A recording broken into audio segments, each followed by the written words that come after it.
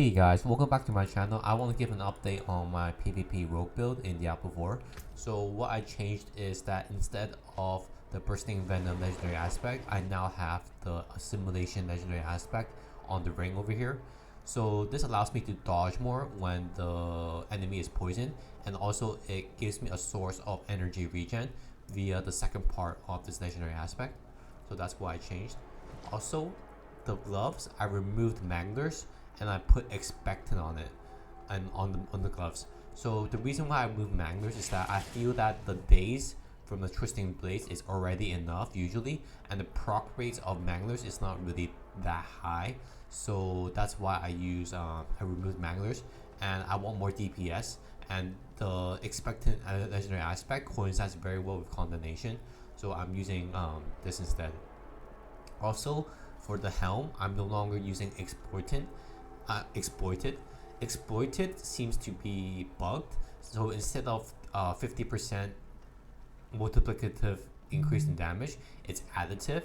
So right now I'm using this protector's legendary aspect, which grants me a bubble, and this is really good against both HOTA Barbs and rogues, mainly because you can build up your trusting blade stacks onto the enemy when this bubble is active, and the enemy has to react to it and go away, and then you can shadow step onto them, and the blades from the blade dancer legendary aspect over here will go around you, and when you step onto the enemy, then the blades will damage the enemy, and also proccing the poison imbuement from the second part of the twisting blades onto the enemy. So it's really good. And I also removed the escape artist from my chest piece. So the reason why I did that is because I feel that with the amount of dodge that I have, I no longer need it. So I have around 30% here, 31% here, plus the 12% from the skill tree. So that's 42%. Plus, sorry, that's 43%. Plus the legendary aspect over here. So that's around 51%. Plus the elixir, that's 61%. There's diminishing returns, so that's around 57%, I think, after all the diminishing returns. So that's really high. So I feel that I no longer need the escape artist. And also escape artist, there's so many barbs running thorns now that counters escape artist, that I feel that I don't want to use it anymore, since it's a waste of legendary aspects, since it's gonna go away in like 1 second anyway when you attack the barb. So I don't use it anymore. And against other rogues who use escape artist, I use thorns to counter them. So when they hit me, they're with the trusting blades, their escape artist is basically gone in 1 second, so that I can fight toe to toe with them. The difference being that I have this legendary aspect, 20% bonus damage reduction, so I have an edge over them when they have a wasted legendary aspect. But I do have 4% less life since I use thorns. But that's the trade-off, and I think the trade-off is better on my side. And also for the skill tree, I tested it, and debilitating toxins does not work. So I removed 3 points over here, and I feel that alchemical advantage is pretty useless. So I removed 4 points from debilitating toxins and alchemical advantage. So that's 4 points, and I put them into mending obscurity, which grants you help when you stealth. And also I put the points into deadly venom. And I think that's it. I think that was 4. Yeah, 2. Wait, I'm missing 1 more. Yeah, I removed innervation, 1 point from innervation, and I put 3 here and 2 here in deadly venom to max deadly venom out.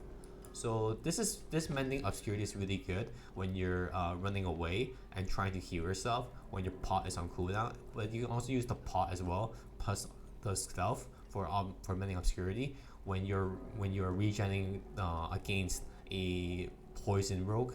Since poison rogues nowadays, they build full damage and no defenses, so they hit and run. So it's really annoying. So you can use your pot plus the mending obscurity to survive for a few seconds and then re-engage them when they are running.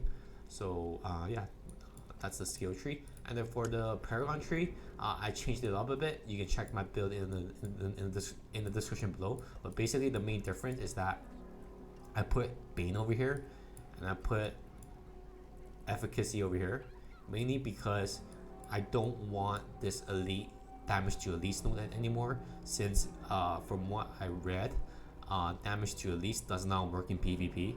So I removed all these points, and I put Efficacy, which boosts the rare nodes, to Finisher, where core skill damage is really good in PvP. So this boosts my damage by a lot.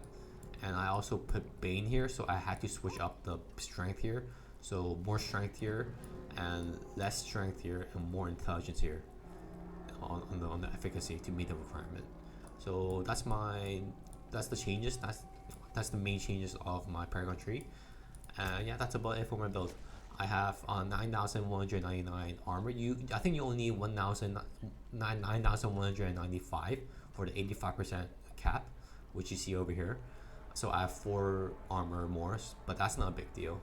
I removed 1 life gem, so now I have 500 less life. So I still survive a lot, so that's fine as well.